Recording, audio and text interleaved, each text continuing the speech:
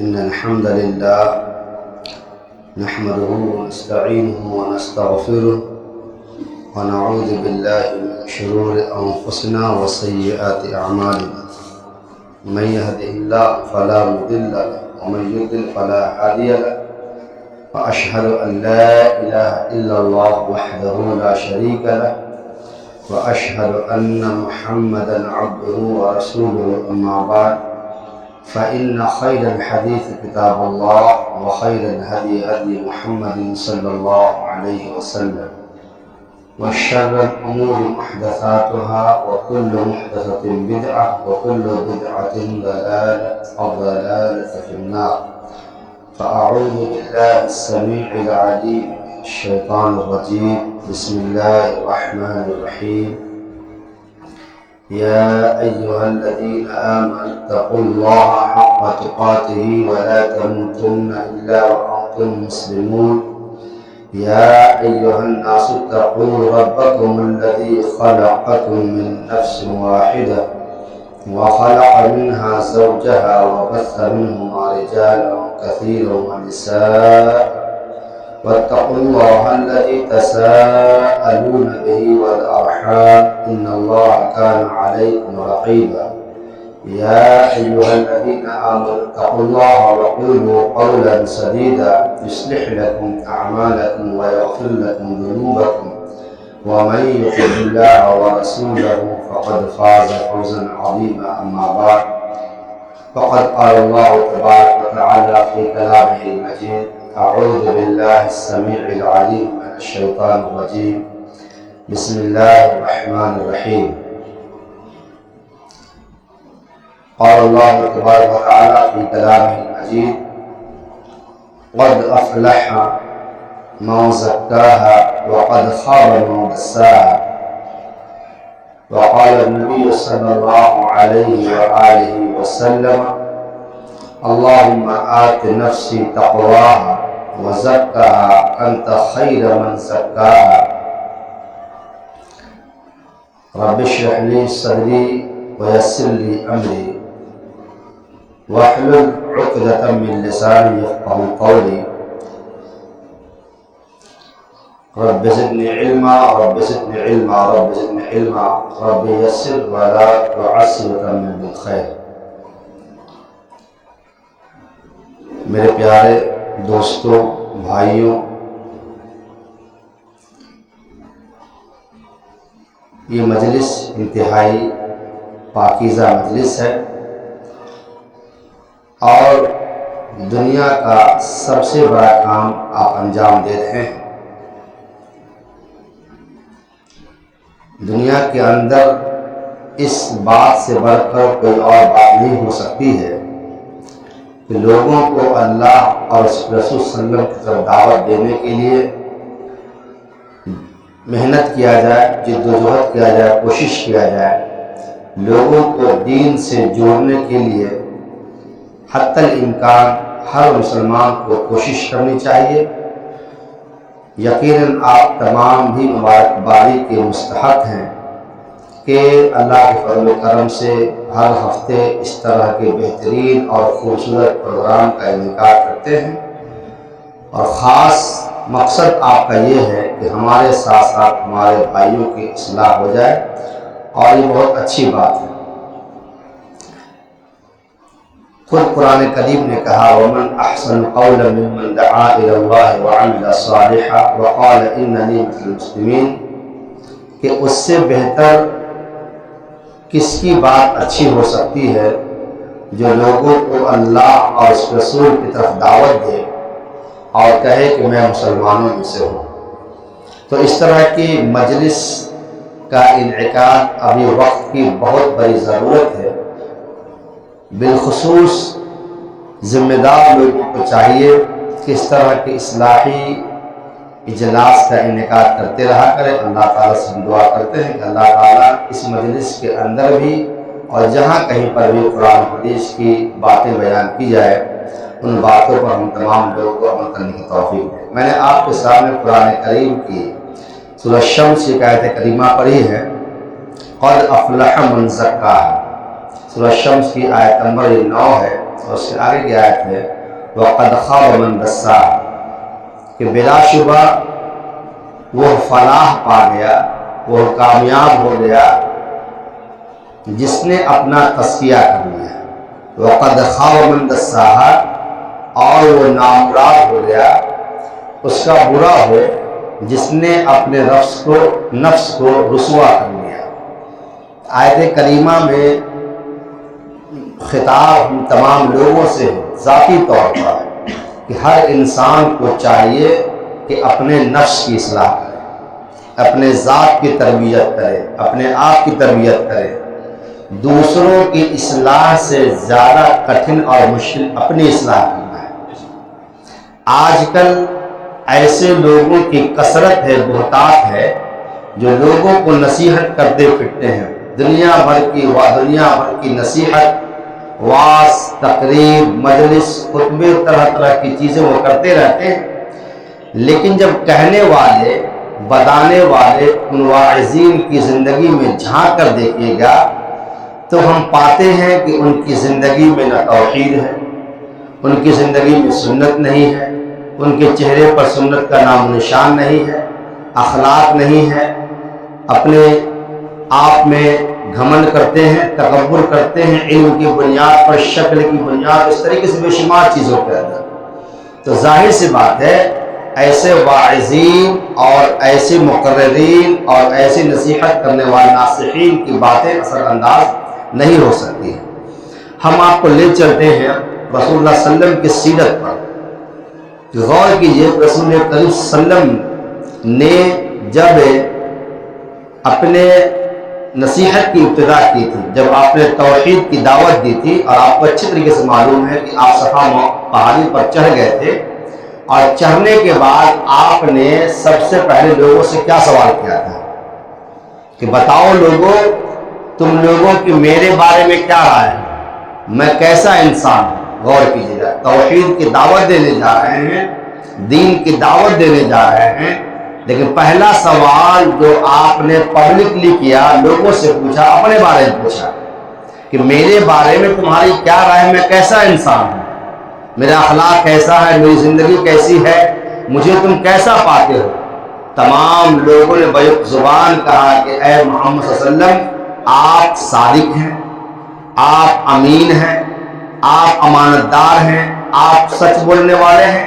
تمام لوگوں نے بیک زبان یہ گواہی دی کہ آپ ہم میں سب سے بہترین انسان ہیں۔ اور آپ کو یہ بات معلوم ہے کہ کوئی بھی جھگڑا ہوتا تھا، اختلاف ہوتا تھا، رسول اللہ صلی اللہ علیہ وسلم سے لوگ اپنا فیصلہ کروانا اپنی سعادت سمجھتے تھے۔ لوگ آپ کے پاس اپنی امانتیں رکھوایا کرتے تھے، لوگ آپ سے فیصلے کروایا کرتے تھے۔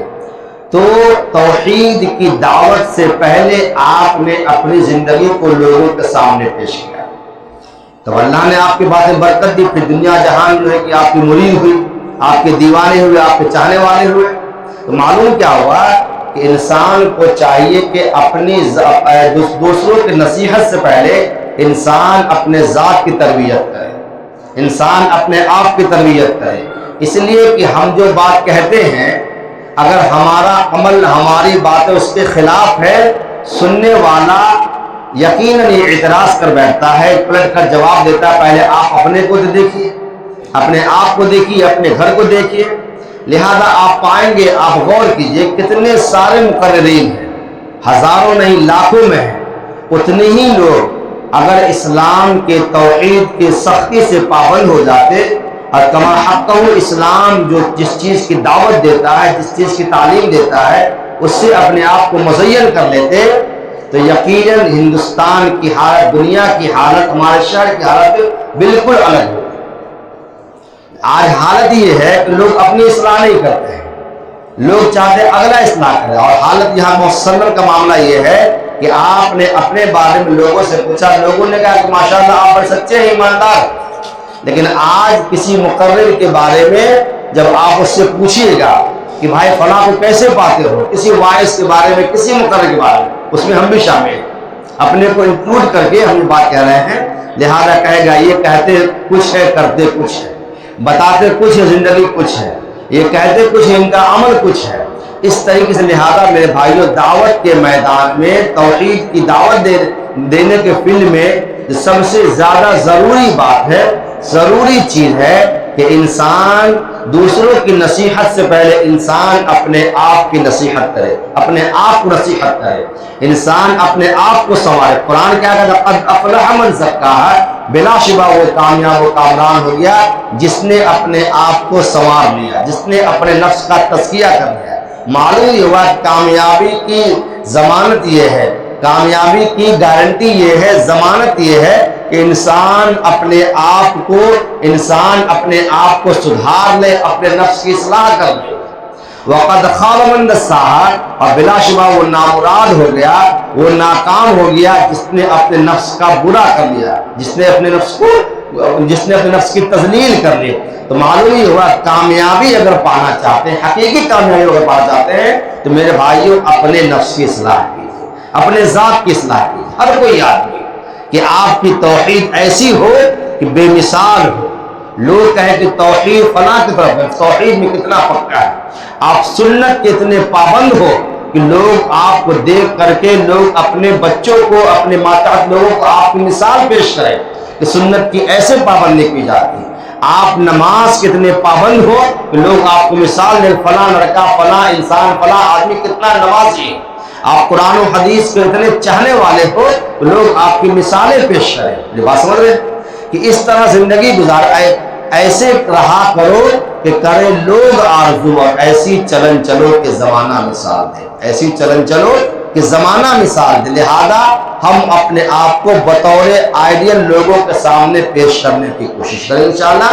تو یہ ایسی دعوت ہے جو بن بتائے لوگوں کے اندر جو ہے کہ چلی جائے گی، یہ ایسی چیز ہے جو لوگ انشاءاللہ آپ کو دیکھ کر کے لوگ متاثر ہوں گے۔ قرآن صلی اللہ علیہ وسلم کے بارے میں کیا ہے؟ شاعر نے کیا کہا ہے کہ ظالم سے لیا ظلم کا بدلہ نہ کسی وقت، ظالم سے لیا ظلم کا بدلہ نہ کسی وقت، مارا بھی تو اخلاق کے تلوار سے مارا۔ کتنے سارے مشرکین، کتنے سارے آپ کے کٹر دشمن آپ کے اخلاق کریمانہ کو دیکھ کر کے، آپ کے زندگی کو دیکھ کر کے، آپ کی زندگی کو دیکھ کر کے، آپ کے سلیقے اور طریقوں کو دیکھ کر کے انہوں نے اسلام قبول کیا، انہوں نے کلمہ پڑھا۔ اس کی بے شمار مثالیں ہیں، اس کی طرف جانا ہم نہیں چاہتے ہیں۔ لہذا اسی طریقے سے ہم کو چاہیے کہ اپنے ذات کی تربیت پر 100% فوکس کریں، توجہ دیں، اپنے آپ کی اصلاح کریں، دیکھیں اپنے آپ کو آئینے کے سامنے کھڑا کر کے سوچے ہمارے اندر کس بات کی کمی ہے، ہم نے کون سا گناہ کیا ہے۔ اگر کوئی آپ کی تنقید کر رہا ہے، اگر آپ کی کوئی خامی بیان کر رہا ہے، اس سے آپ دل برداشتہ نہ ہو بلکہ خوش ہو کہ آپ کی کمی کو بندہ اجاگر کر رہا ہے اور آپ کو اصلاح کی دعوت دے رہا ہے۔ عام طور سے لوگ اپنی تنقید سے لوگ گھبرا جاتے ہیں۔ اگر تنقید ہوتی ہے، اگر اعتراض ہوتا ہے تو دیکھیے کہ تنقید کرنے والا واقعی تنقید کر رہا ہے تو کیا واقعی وہ خرابی ہمارے جس چیز کے بارے میں رہنمائی کر رہا ہے کیا وہ چیز ہمارے اندر پائی جاتی ہے۔ اگر واقعی قابل اصلاح ہے، اصلاح کے قابل ہے، تو آپ اپنی اصلاح کیجئے اور تنقید کرنے والے کا شکریہ ادا کیجئے کہ آپ نے مجھے اپنی غلطی سے آگاہ کیا، ورنہ ہر انسان اپنے غلطی کو کما حق نہیں جان پاتا ہے۔ ایک عربی کا شاعر ہے جس کا ترجمہ یہ ہے کہ میں اپنے دشمنوں کو دعا دیتا ہوں جو میری غلطی پر جو مجھے ٹوکتے ہیں اور اس کی میں اصلاح کر لیتا ہوں۔ عام طور سے لوگ گھبرا جاتے ہیں، لوگ برا مان جاتے ہیں، لوگ اس سے کے خلاف دل کے اندر بغض رکھ لیتے ہیں، یہ نامناسب ہے۔ بلکہ کوئی تنقید کرتا ہے، کوئی اعتراض کرتا ہے، کوئی آپ کی غلطی کو بتاتا ہے، آپ کا سب سے بڑا ہمدرد ہے، دوست، ساتھی ہے۔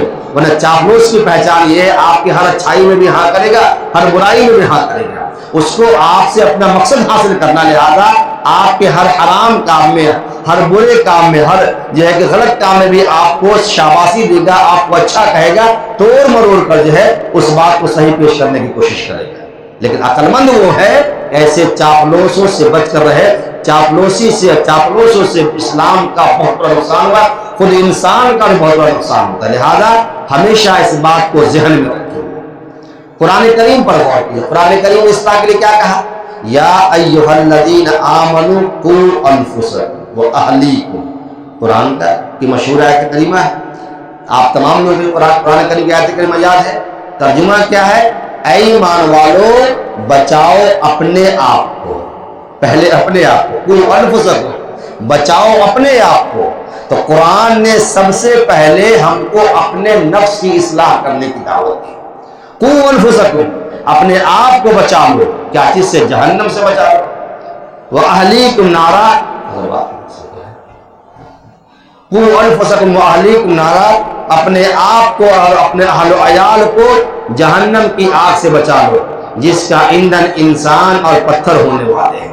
تو قرآن کریم نے بھی جو سب سے پہلے قرآن کریم نے تمام اہل ایمان کو جو حکم دیا ہے وہ یہی حکم دیا ہے کہ اپنے آپ کو بچا لیں، اپنے آپ کو جہنم سے بچانے کا سامان مہیا کر لے، اپنا عقیدہ پکا کر لے، اپنی توحید درست کر لے، اپنی سنت درست کر لے، اپنی نماز، ہر ان چیزوں سے اپنے آپ کو سجا لے جو اس کے جنت میں داخل ہونے کا ذریعہ ہو، اور ہر اس چیز سے اپنے آپ کو بچا لے جو اس کو جہنم میں داخل کرنے کا ذریعہ بننے والی ہے۔ قُوا أَنفُسَكُمْ، پہلے اپنے آپ کو بچاؤ۔ اور آج کیا ہے، دنیا بھر کے لوگوں کو نصیحت کی جاتی ہے، نصیحت کرنے والے کرتے ہیں، لیکن خود ان کی زندگی کے اندر جو ہے آپ دیکھیں گے دین اس کے اندر نہیں ہے۔ جانتے ہیں یہ بہت بھاری گناہ ہے۔ یا ایھا الذین آمنوا لم تقولون ما لا تفعلون کبر مقتا عند اللہ ان تقولوا ما لا تفعلون۔ کیا مانا ہے؟ اے ایمان والو ایسی باتیں کیوں کہتے ہو جو تم کرتے نہیں ہو۔ منع کیا گیا جو بات ہم نہ کریں، جو عمل ہم نہ کریں، جس چیز کو ہم نہ اپنائیں اس کی لوگوں کو دعوت دے، ظاہر سی بات ہے ایسی دعوت کارگر ثابت نہیں ہو سکتی۔ شاید آج یہی وجہ ہے کہ بڑے بڑے مقررین ہیں، بڑی لچھیدار تقریریں ہوتی ہیں، بڑی اچھی اچھی تقریریں ہوتی ہیں، وعد و نصیحت کی جاتی ہے اچھے انداز میں، لیکن شاید ان کی زندگی کے اندر وہ چیزیں نہیں ہوتی جس کا خاطر خواہ فائدہ امت کو نہیں ہو رہا ہے۔ تو امت کو فائدہ پہنچانا ہے اخلاص کے ساتھ۔ اخلاص کا مطلب یہ ہے جس عمل کو ہم انجام دے رہے ہیں، جس اعمال کو ہم انجام دے رہے ہیں اسی بات کے لوگوں کو دعوت دیتے ہیں، ورنہ بتانا نصیحت کرنا یہ آسان بات ہے۔ لہذا کہا جاتا ہے کہ سب سے زیادہ کٹھن یہ ہے اپنے آپ کی اصلاح کرنا، دوسروں کی اصلاح سے زیادہ کٹھن ہے اپنے آپ کی اصلاح کرنا۔ لہذا قرآن کہتا ہے اے ایمان والو ایسی باتیں کیوں کہتے ہو جو تم کرتے نہیں ہو۔ کبر مقتا عند اللہ، اللہ کے نزدیک یہ بہت بڑی بات ہے۔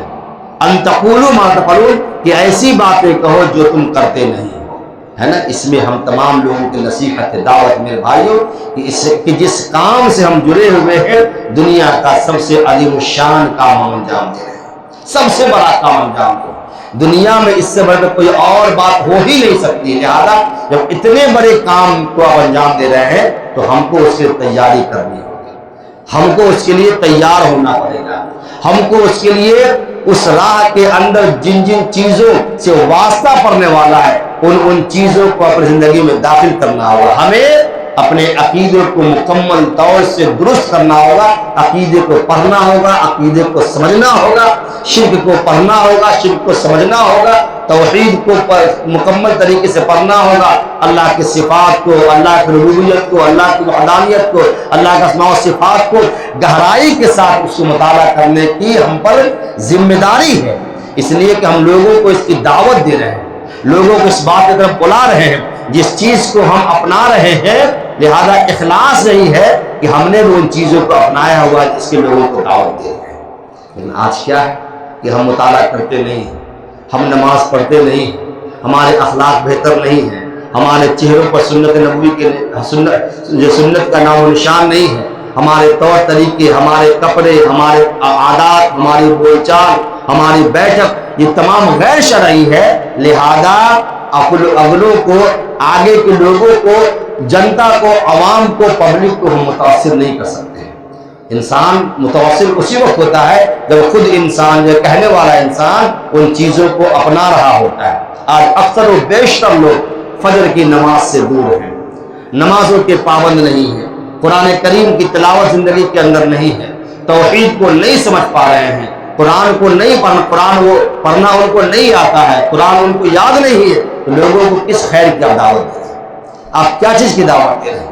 ہے کہ لہذا قرآن نے کہا کہ یہ بہت بھاری گناہ ہے ایسی باتیں لوگوں سے کرنے کے لیے کہو جو تم خود نہیں کرتے ہو۔ دراصل یہ صفت یہودیوں کے اندر تھی کہ ایسی باتیں کہتے تھے جو خود عمل نہیں کرتے تھے، اور خاص کر کے آیت کریمہ بھی جو ہے ان لوگوں کے پس منظر میں ہے کہ ایسی باتیں یہود نصارہ کہا کرتے تھے جو خود جو ہے نہیں کہا کرتے تھے، نہیں کیا کرتے تھے۔ تو معلوم کیا ہوا کہ انسان کو چاہیے کہ اپنے نفس کی اصلاح پر مکمل فوکس کرے۔ قد افلح من زکاہا، بلا شبہ وہ کامیاب و کامران ہو گیا جس نے اپنے نفس کا تزکیہ کر لیا، اپنے آپ کو پاک صاف کر لیا۔ فلاح کی ضمانت اور کامیابی کی گارنٹی یہ ہے انسان اپنے نفس کا تزکیہ کر لے۔ قرآن کریم کی آیت کریمہ کیا ہے؟ ان اللہ لا یغیر ما بقوم حتی یغیروا ما بانفسہم۔ مشہور آیت ہے، کیا معنی ہے کہ بے شک اللہ تعالیٰ کسی قوم کی حالت کو اس وقت تک نہیں بدلتا، وہ بدلتا ہے جب تک وہ اپنے آپ کو نہ تبدیل کر لے۔ معلوم یہ ہوا کہ اگر ہم چاہتے ہیں ہمارے گھر کی، ہمارے خاندان کی، ہمارے معاشرے کی، ہمارے قوم و سماج کی اصلاح ہو تو پہلے ہم کو اپنے اندر تبدیلی لانی ہوگی، پہلے ہم کو اپنے اندر چینجنگ لانے ہوگی۔ حتیٰ یغیروا ما بانفسہم، اللہ تعالیٰ کسی بھی قوم کی حالت اس وقت تک تبدیل نہیں کرتا ہے جب تک بندہ خود اپنی حالت کو تبدیل نہ کرے، اپنی خود حالت کو بدل لے۔ جب انشاءاللہ اپنے آپ کو بدل لیں گے اللہ تعالیٰ سماج کو بدل دے گا۔ اور یہ بھی لوجک دیکھیے کہ ہر انسان اگر دوسرے کو نصیحت کرے اور اپنے آپ کو انسان اس کے تیار نہ کرے، سماج کی اصلاح کیسے ہوگا؟ چونکہ ہم ہی آپ سے سماج ہے۔ سماج کیا ہے؟ انسانوں کے مجموعے کا نام ہے، جہاں پر انسانی آبادی بستی اسی کا نام سماج ہے۔ لہذا اگر ہر آدمی اور ہم ہی آپ کا نام جو ہے وہ سماج ہے، لہذا ہر آدمی اگر اصلاح کر لے تو ظاہر سی بات سماج خود بخود سدھر جائے گا، بہتر ہو جائے گا۔ لیکن آج دیکھیں گے انگلی اٹھانے والے زیادہ ہیں، فلاں ایسا، فلاں ایسا، اس کا بیٹا ایسا، اس کی بیٹی ایسی، اس کا باپ ایسا، اس کی بہو ایسی، اس کے گھر کی خواتین ایسی۔ لیکن جب دیکھیں گے کہنے والا دیکھیں گے خود اس کے بیٹوں کا برا حال ہے، خود اس کے گھر کی عورتوں کا برا حال ہے، خود اس کے گھر کا خاندان کا معاملہ انتہائی بدترین ہے۔ تو دیکھیں گے کہ کہنے والا، تنقید کرنے والا جب دیکھیں گے تو خود پائیں گے اس کے گھر کا معاملہ بد سے بدتر ہے، لہذا اصلاح کیسے ہوگا؟ آپ بکتے رہیے، کرتے رہیے، اس کا اثر ہونے والا نہیں۔ اسی لیے میرے بھائیوں اپنے آپ کو مثالی بنائیے، اپنے آپ کو مثالی بنائیے اور ایسا بنائیے لوگ آپ کی مثال دے، لوگ ہمارے اخلاق کو، طور طریقے کو، ہمارے کام کو دیکھ کر لوگ ہماری طرف کھینچتے ہوئے چلے آئے، ہماری طرف لوگ کھینچتے ہوئے اور ہماری باتوں کو سننے کے لیے لوگ تیار رہے۔ ہمارا اخلاق، ہماری بولی، ہماری زبان میٹھی ہو، بہتر ہو، نرم لہجہ ہو، ہم اخلاق مند ہو۔ قرآن کریم کہتا ہے فَبِمَا رَحْمَةٍ مِّنَ اللَّهِ لِنْتَ لَهُمْ وَلَوْ كُنْتَ فَظًّا غَلِيظَ الْقَلْبِ لَانفَضُّوا مِنْ حَوْلِكَ۔ اے محمد صلی اللہ علیہ وآلہ وسلم، یہ آپ پر اللہ تعالیٰ کی خاص رحمت ہے کہ آپ نرم دل ہیں، نرم زبان ہے، نرم مزاج ہے۔ قرآن کہہ رہا ہے کہ آپ جو اتنے نرم دل ہیں، نرم مزاج ہے، نرم زبان ہے، اخلاق کے بہترین ہے، وجہ یہ ہے کہ اب آپ پر اللہ تعالیٰ کی خاص رحمت بنی ہوئی ہے نا۔ وَلَوْ كُنْتَ فَظًّا غَلِيظَ الْقَلْبِ لَانفَضُّوا مِنْ حَوْلِكَ، اگر آپ سخت بولی بولنے والے ہوتے، سخت مزاج والے ہوتے، آپ کے بولی میں چڑچڑاپن ہوتا، آپ جو ہے آپ سخت آدمی ہوتے، سخت مزاج ہوتے، کیا ہوتا؟ لَانفَضُّوا مِنْ حَوْلِكَ، یہ جو آپ کے پاس صحابہ کا جمگٹا لگا رہتا ہے یہ آپ سے دور بھاگ جاتے، یہ آپ کے پاس نہیں رہتے، یہ آپ کے پاس نہیں رہتے۔ یہ صحابہ کرام جو آپ کے پاس ڈیرا ڈالے رہتے ہیں، لوگ آپ کے پاس بنے رہنے کے لیے ہمیشہ تیار رہتے ہیں، وجہ کیا ہے؟ کارن کیا ہے؟ کہ یہ لوگ جو آپ نرم بولی بولنے والے ہیں، نرم مزاج ہیں، آپ اخلاق کے بہتر ہیں، آپ کی بولی اچھی ہے۔ اللہ اکبر۔ معلوم کیا ہوا کہ نرم مزاج ہونا اور نرم دل ہونا یہ اللہ تعالیٰ کی طرف سے خاص رحمت ہے کہ انسان سختی کے باوجود انسان نرمی سے اس کا جواب دے۔ یہ سب کے بس کی بات نہیں ہے، اس کے بارے میں ڈھیروں ساری مثالیں ہیں کہ رسول صلی اللہ علیہ وسلم کے پاس ایک بدو آیا، اس بدو نے آپ کے گلے مبارک پر ایک چادر آپ نے جو ہے وہ پہنا ہوا تھا، چنانچہ چادر کا کونا زور سے کھینچ کر کے اس نے آپ سے کہا اے محمد میری بات سنیے، اور اتنی زور سے کھینچا کہ آپ کے گلے پر اس کا نشان پڑ گیا۔ لیکن دیکھا کہ وہ وسلم بھول کو مسکرا رہے ہیں اور ہنس رہے ہیں۔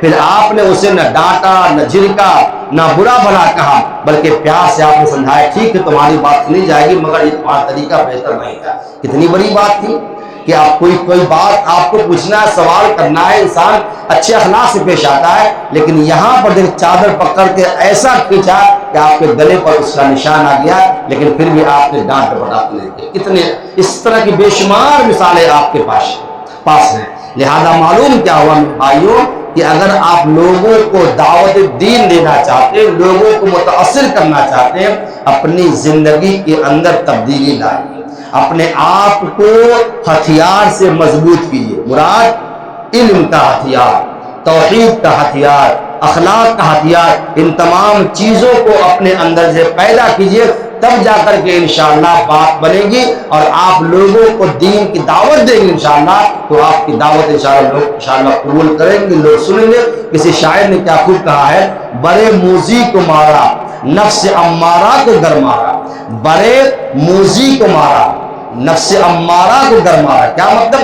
موزی کے معنی جو ہوتے ہیں تکلیف دینے والی چیزیں، خطرناک چیزیں، اور نہنگ و اژدہا شرر مارا تو کیا مارا، یعنی کہہ رہے ہیں کہ اگر تم نے مگرمچھ کا شکار کر لیا، تم نے شیر کا شکار کر لیا، تم نے بڑے سے بڑے خطرناک جانور کو مار دیا، یہ کوئی بہادری کی بات نہیں، یہ بڑی بات نہیں ہے۔ بڑی بات یہ ہے کہ تم نے اپنے نفس کو تم نے سدھار لیا، اپنے نفس کو تم نے اپنے نفس کی اصلاح کر لی، یہ سب سے بڑی بات۔ شیر اور اژدہا اور اس طرح کے خطرناک جانوروں کے مارنے سے زیادہ بڑی بات یہ ہے کہ انسان اپنے نفس کی اصلاح کر لے، انسان اپنے نفس کی اصلاح کر لے۔ لہذا قرآن کریم کی جب پڑھیں گے تو آپ پائیں گے قرآن کریم کے اندر 3 نفس کا تذکرہ کیا گیا، 3 نفس کا۔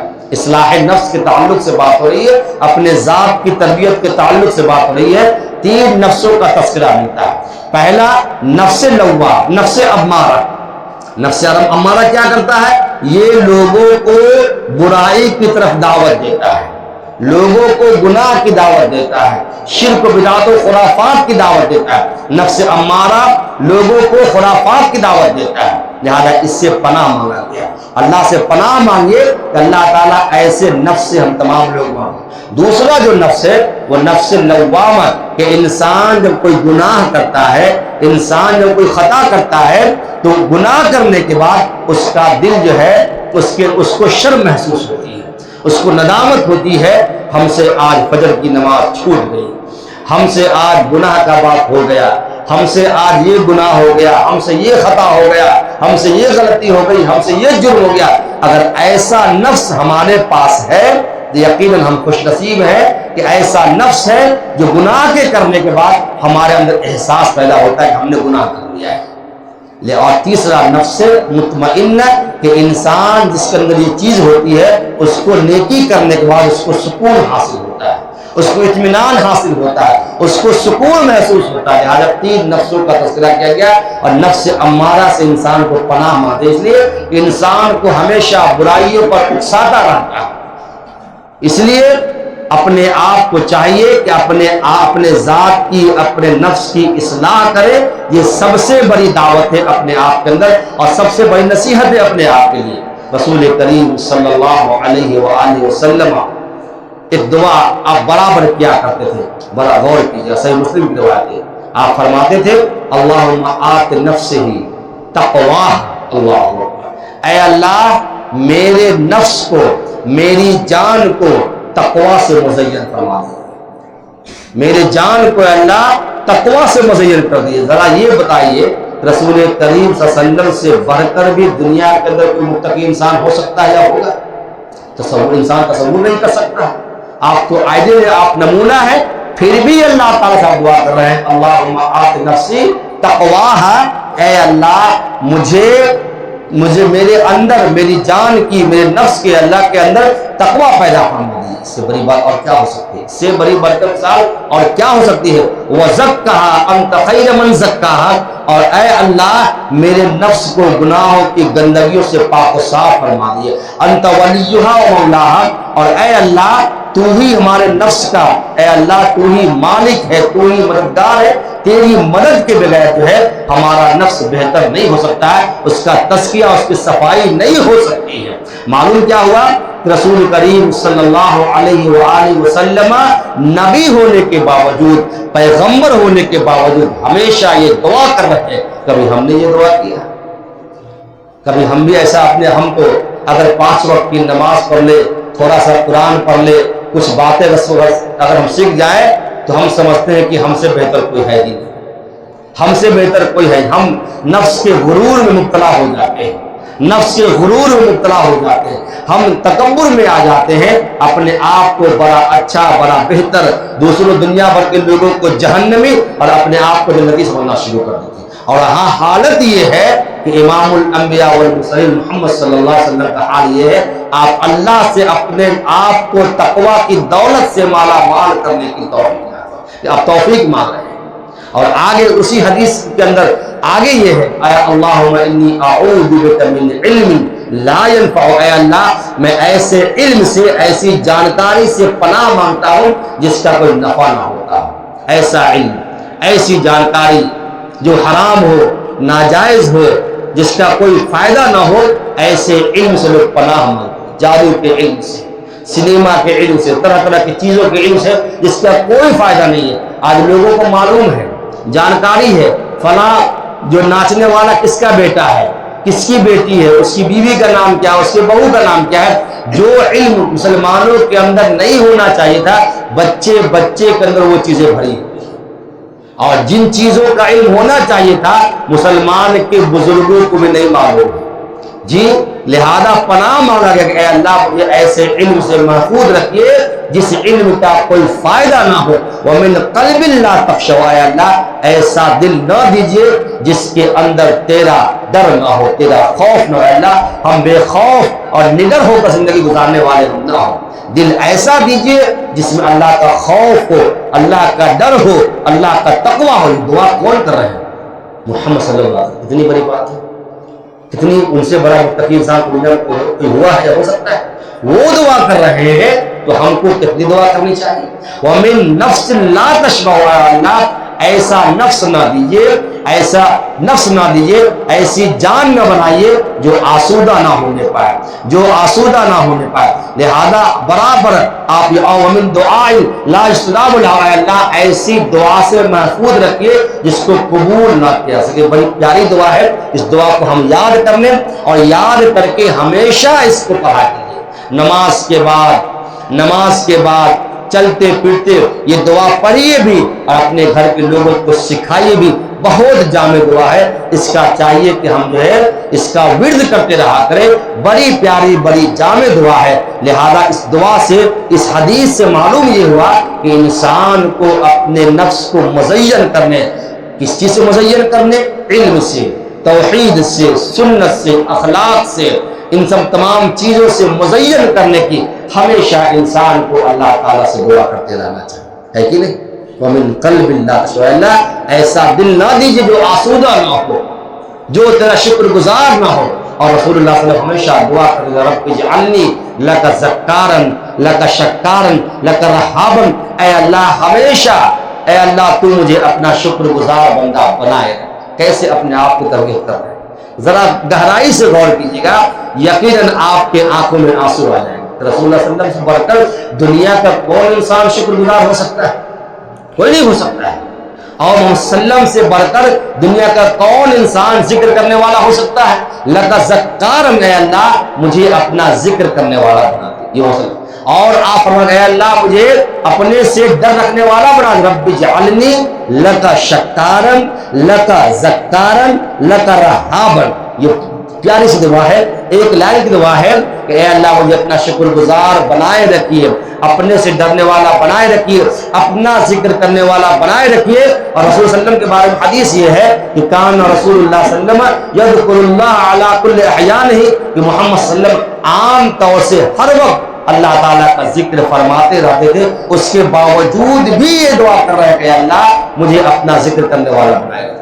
اس میں نصیحت، کتنی بڑی نصیحت ہے ہم تمام بھائیوں کے لیے، ہمارے لیے بھی، آپ کے لیے بھی، ماؤں اور بہنوں کے لیے بھی بہت بڑی نصیحت کی بات ہے کہ ہمیشہ اللہ کے ذکر میں مشغول رہنے کے باوجود محمد صلی اللہ علیہ وسلم دعا فرما رہے ہیں۔ لہذا مسلمانوں کو بھی چاہیے کہ ہمیشہ اس طرح کی دعا کرتے رہیں اور دنیا کی اصلاح کے ساتھ ساتھ اپنے آپ کی اصلاح کرنے کی کوشش کیجیے۔ اور خاص کر کے ابھی آپ الحمدللہ نوجوان ہیں اور آپ کے خون کے اندر ابھی گرمی ہے، آپ کے اندر ابھی جوش ہے، انشاءاللہ آپ اگر چاہیں تو بہت بڑا کام کر سکتے ہیں۔ لہذا اس عمر میں اللہ تعالیٰ نے اگر یہ توفیق بخشی کہ اس لائن سے ہم جڑے ہیں تو یقیناً اللہ تعالیٰ کی خاص رحمت اور نعمت ہے کہ اس جوانی کی قدر کریں۔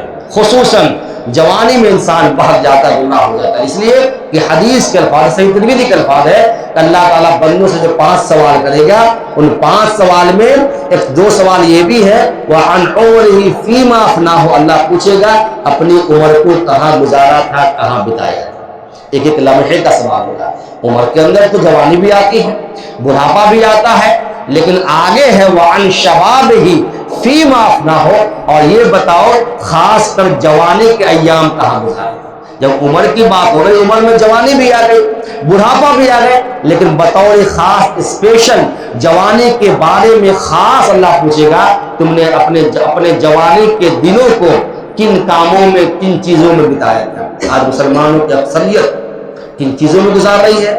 موبائل میں، فیس بک پر، یوٹیوب پر، گانے بجانے میں، اس طرح کی چیزوں میں، گھومنے پھرنے میں، نشہ خوری میں، اور ایسی بدترین چیزوں کا مسلمان بھی شکار ہو گیا ہے۔ مسلمان اپنے جوانی کی قدر کو نہیں سمجھتا ہے، بلکہ اللہ تعالیٰ کی طرف سے یہ صحت ملی ہے، جو تندرستی ملی ہے، اللہ تعالیٰ کی خاص رحمت ہے، یہ ہمیشہ باقی رہنے والا نہیں۔ حدیث کے الفاظ ہیں کہ 2 ایسی نعمتیں ہیں، نعمتان مغبون کثیر من الناس الصحت والفراغ، 2 ایسی نعمتیں ہیں جس کی عام طور سے لوگ قدر نہیں کرتے ہیں۔ پہلی صحت ہے اور دوسری فرصت۔ لہذا اللہ تعالیٰ نے صحت اگر دیا ہے، صحت کی نعمت کو سمجھتے ہوئے ایسی چیزوں کا استعمال نہ کرے جس سے صحت ہمارا برباد ہو جائے۔ نشہ خوری کا استعمال نہ کرے، غلط چیزوں کا استعمال نہ کرے، بدترین چیزوں سے دور رہے، اس لیے کہ یہ صحت اللہ تعالیٰ کی طرف سے خاص نعمت ہے۔